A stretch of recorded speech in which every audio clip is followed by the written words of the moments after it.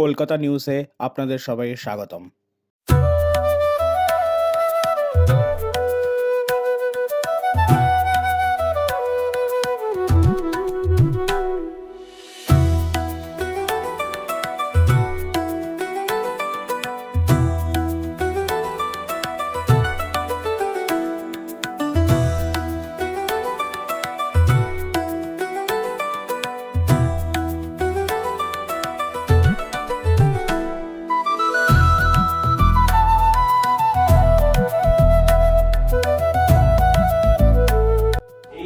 আমি দুটো চরিত্র করেছি, আমার দুটো পার্ট এখনো রয়েছে।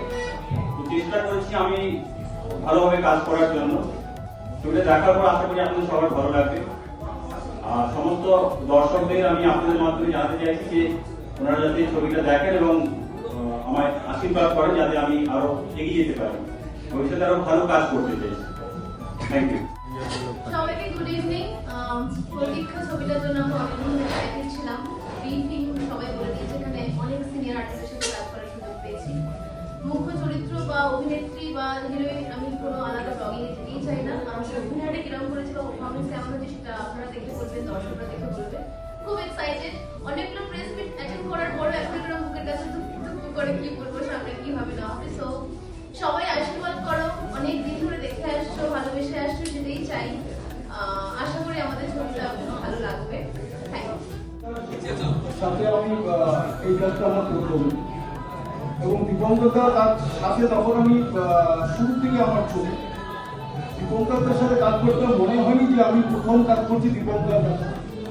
দীপঙ্করদা মানুষ হিসাবে এত ভালো যে পরিচালক আর বন্ধু বুঝতে পারেনি। ফলে আমি যে চরিত্রটা করেছি আমাকে যেভাবে বুঝিয়েছে আমি সাধ্যভাবে আমি করেছি, সেটার পুরোপুরি অবদান কিন্তু দীপঙ্করদা।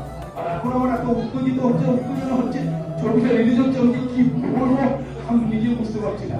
আর ধন্যবাদ সন্দীপকে, মানে খুব ভালো অভিনয় করেছে এবং ভালো বন্ধু, ভালো মানুষ। এবং আমার সাথে দেবাশিসটা আরো যারা আছে, আমাদের টিমটা সত্যি খুব ভালো, আমরা আনন্দে কাজ করেছি। সময় একটু কম, সবাই বলল। প্রথমেই আমি ঈশ্বরকে ধন্যবাদ যে এই পরীক্ষায় সফলভাবে উত্তীর্ণ হয়েছেন দীপঙ্কর দা এবং আমাদের সন্দীপ।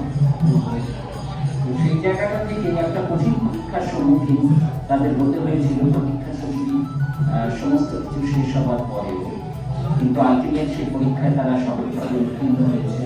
জায়গাটা অনেকের ওইভাবে স্বচ্ছন্দ থাকে না, পিচ্ছিল জায়গাতেই লড়াই করে যেতে হয়।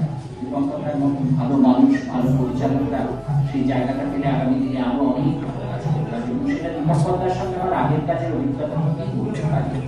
আর এখানে যারা যারা অভিনয় করেছেন প্রত্যেকেই এত চমৎকার, যে যেটা কনিমা বলল যে আমরা এত সবাই একত্রিত হয়ে কাজটা করেছি, আমাদের মনে হয়নি যে আমরা কেউ কারোর থেকে অচেনা, এবং সেটা একদিনের মধ্যেই হয়ে গিয়েছিল।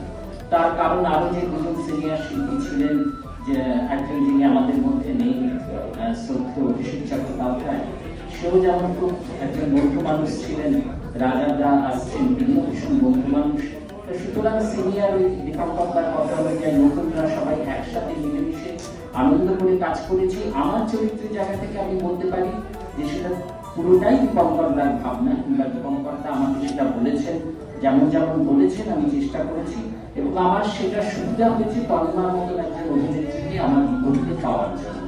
তনিমা এত অসাধারণ এবং এত চমৎকার তার অভিনয়, এবং আমার থেকে অনেক বেটার সব, মানে ভালো শট সে দিয়েছে, ভালো কাজ করেছে, অনেক বেশি তাড়াতাড়ি আমার থেকে সে বুঝতে পেরেছে চরিত্রটা। তাই তার সঙ্গে কাজ করতে করতে আমি ধাতস্থ হয়ে গিয়েছিলাম, এইটুকু বলতে পারি। এবং বাকি সিনিয়র শিল্পীরা তো ছিলেন। আমার একটা দোষ, মাইক্রোফোন থেকে বেশি বলি আমি, যে ওটা রশ্মিটা তো ভীষণ একজন মানে ভালো অভিনেত্রীর পাশাপাশি একজন অত্যন্ত ভালো দিন, এবং আগামী দিনে আরো তাকে যেমন অনেক কাজে তোমাকে দেখেছি, আগামী দিনে আরো।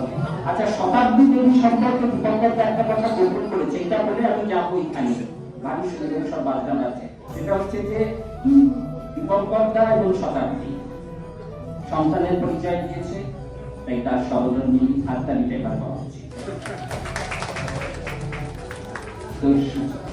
প্রতীক্ষা ভালোভাবে মুক্তি পাক, মানুষ দেখুন, মানুষের ভালো লাগুক, এটাই ঈশ্বরের কাছে প্রার্থনা, আপনাদের সবার কাছে অনুরোধ যে হলে এসে ছবি দিতে। ধন্যবাদ।